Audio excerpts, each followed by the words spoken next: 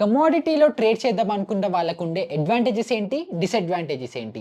అడ్వాంటేజెస్లో మనం ఫస్ట్ చూసుకుంటే ఎటువంటి ప్రైస్ మ్యానిపులేషన్ లేదా ప్రైస్ స్పైక్స్ ఏవైతే ఉంటాయో అవి మనకి కమోడిటీ మార్కెట్లో ఉండవు.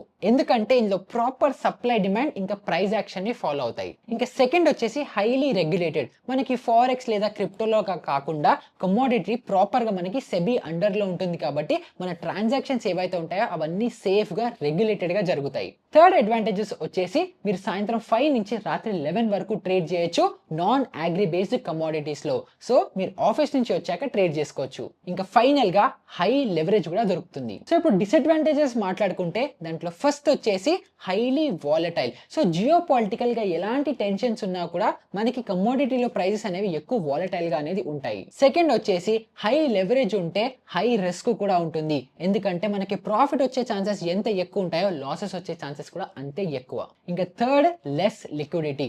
Most of the commodity contracts ఏవైతే ఉంటాయో దాంట్లో లిక్విడిటీ అనేది చాలా తక్కువ ఉంటుంది కాబట్టి కేర్ఫుల్ గా ఉండాలి.